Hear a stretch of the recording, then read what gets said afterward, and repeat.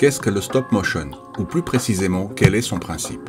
Bonjour à toutes et à tous et bienvenue sur Hurry Motion. Aujourd'hui, nous allons parler du stop motion et créer notre propre scène avec After Effects. Mais avant de commencer, si vous aimez ce genre de contenu, vous savez quoi faire. Allez, on se retrouve tout de suite après le générique.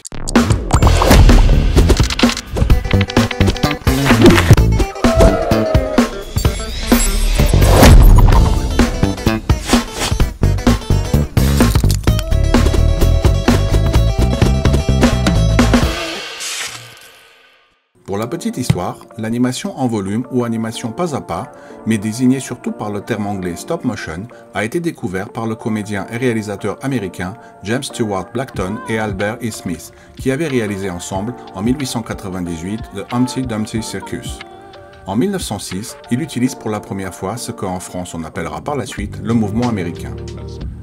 Auparavant, l'inventeur français Émile Renaud a mis au point dès 1892 la première animation dépassant en durée ce qu'offraient à l'époque déjà en 1 ou 2 secondes les jouets optiques, tels le phénakistyscope, le stroboscope, etc.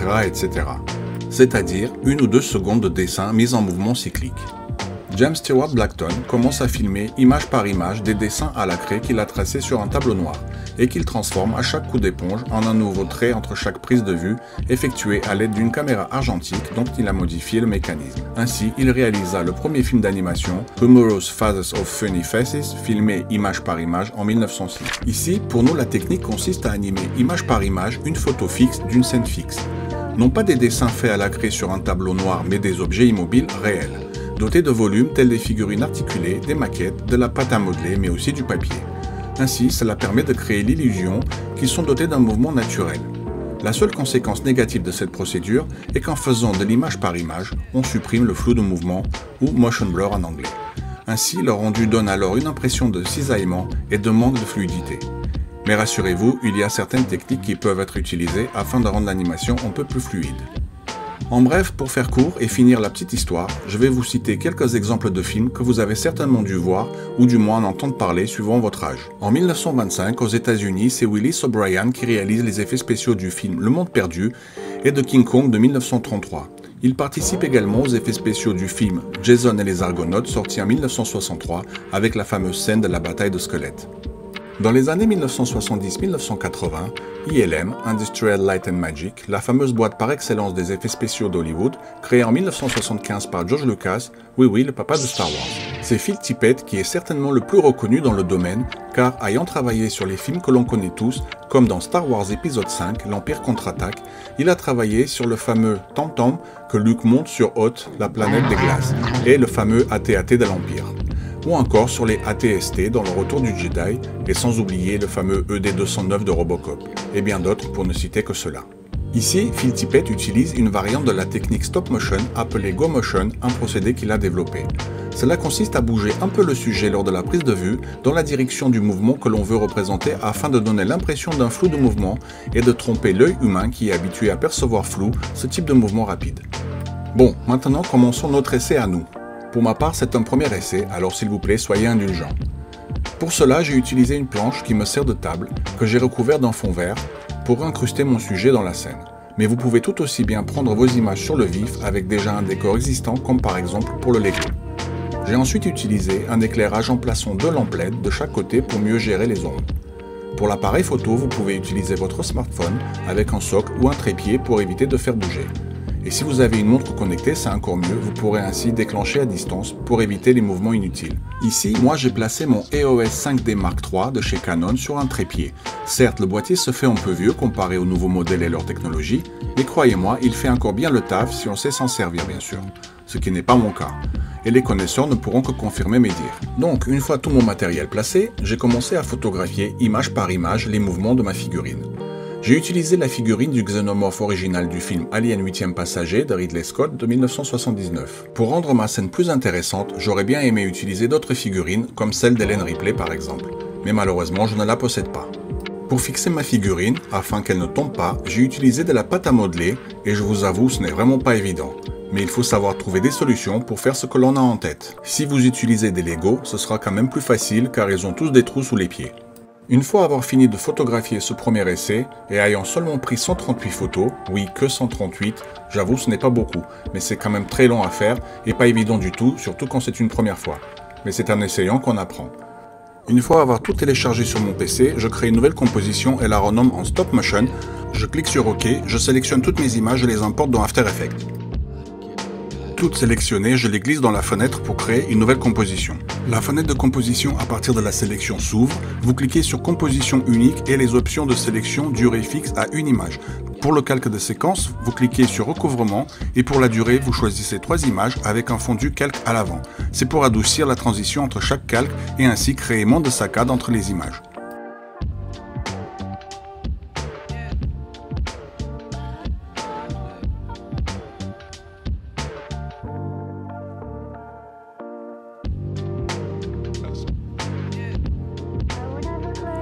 Pour faire du travail propre, vous n'oubliez surtout pas de renommer votre composition et créer un nouveau dossier images et glisser toutes vos images dedans. Ensuite, vous importez votre composition séquence dans la composition stop motion et vous augmentez la durée à 135% afin de ralentir un peu la vitesse de votre sujet. Vous vous placez à la fin de votre composition, vous appuyez sur la touche N pour réduire celle-ci et vous cliquez sur la barre grise afin de réduire la composition à la zone de travail. Vous en profitez également pour réduire l'échelle de votre séquence à 67%.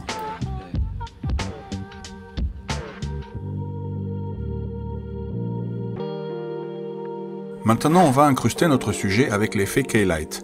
Vous sélectionnez la pipette et vous cliquez dans le vert pour le supprimer.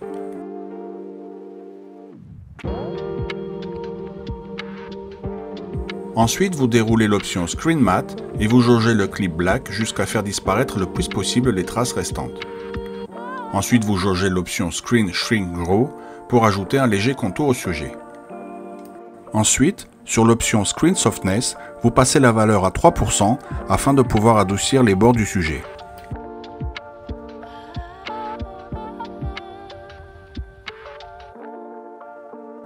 Afin de supprimer les traces restantes, vous prenez votre outil plume et vous créez un masque autour du sujet, puis vous animez le tracé.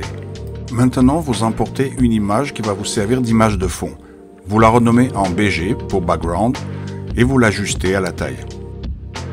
Vous pouvez également passer votre calque en mode 3D afin de le pousser en position Z et lui donner un peu de profondeur, puis réajuster l'échelle. Puis également, prenez votre sujet et passez-le également en mode 3D et placez-le dans la scène.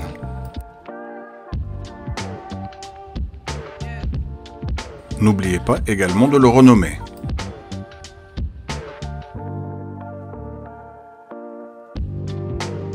Dupliquez maintenant votre calque Alien avec la touche CTRL plus D et renommez-le en Alien Ombre.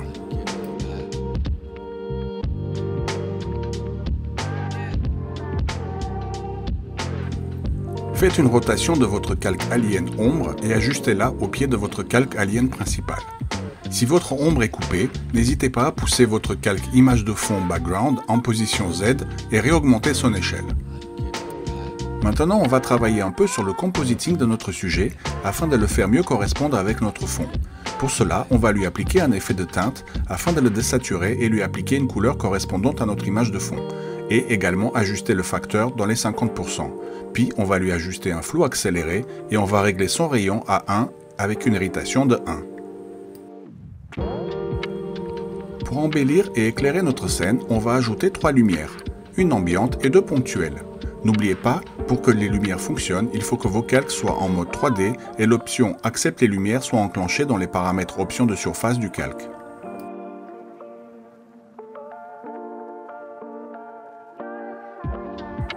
Afin de cacher le bas de mon alien, je vais créer des barres cinématiques par-dessus de celles existantes de notre image de fond. Je vais utiliser l'effet CC Jaws et régler la complétion à 80% et la hauteur à 0%. Maintenant, il me reste à composer ma scène avec des effets visuels que je vais incruster comme des petites particules pour créer de la poussière dans l'air, de la fumée ou vapeur.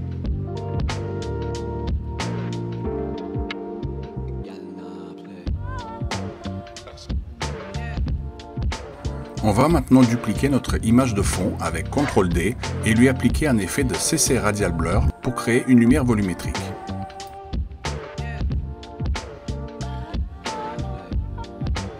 et le passer en mode écran. Vous pouvez également ajuster la courbe afin de relever un petit peu les contrastes et peut-être changer le mode écran en mode addition afin de donner un peu plus de peps.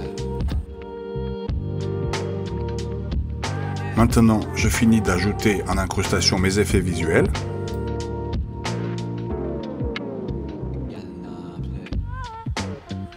Je vais également ajouter des étincelles et mettre le calque en 3D. N'oubliez pas que votre calque va accepter les multiples lumières qu'on a placées tout à l'heure. Afin de garder l'aspect original de l'étincelle, déroulez le calque et dans l'option de surface, éteignez l'option Accepte les lumières, afin de pouvoir garder sa couleur originale.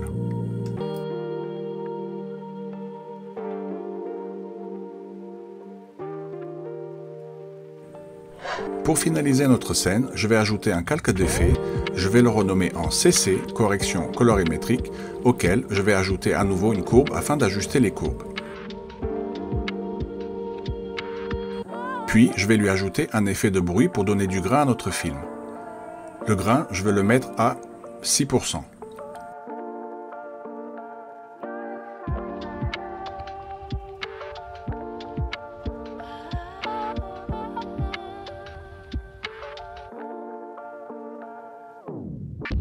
Je vais ajouter à nouveau quelques effets et cette fois je vais lui appliquer un effet qui s'appelle Looks qui fait partie de la suite Magic Bullet de Red Giant. C'est un plugin payant qui applique des filtres à notre image afin de lui donner un look un peu plus cinéma.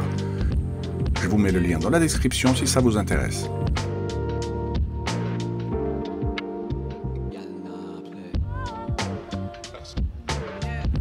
Pour assombrir les bords, on va créer une vignette. On appuie sur CTRL Y pour créer un nouveau solide. Puis, vous sélectionnez l'outil cercle et double-cliquez dedans afin de créer un masque. Vous le passez en inversé, puis vous augmentez son expansion, son contour progressif et si besoin, vous baissez également sa transparence.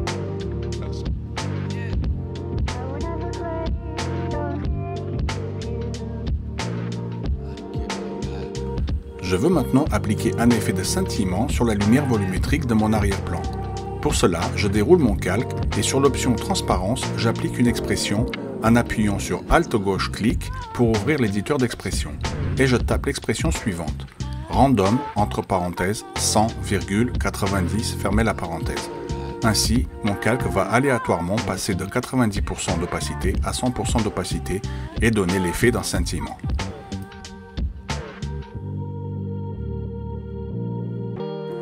Comme c'est un peu long pour charger, je vais faire le rendu pour voir à quoi ressemble notre scène finale.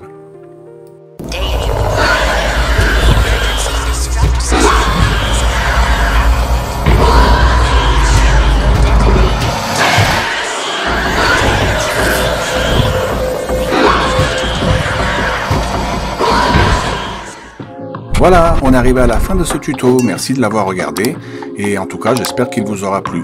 Si c'est un oui, faites-le moi savoir en laissant un pouce, ça me fera un grand plaisir. Pour ma part, je vous retrouve bientôt pour une nouvelle vidéo.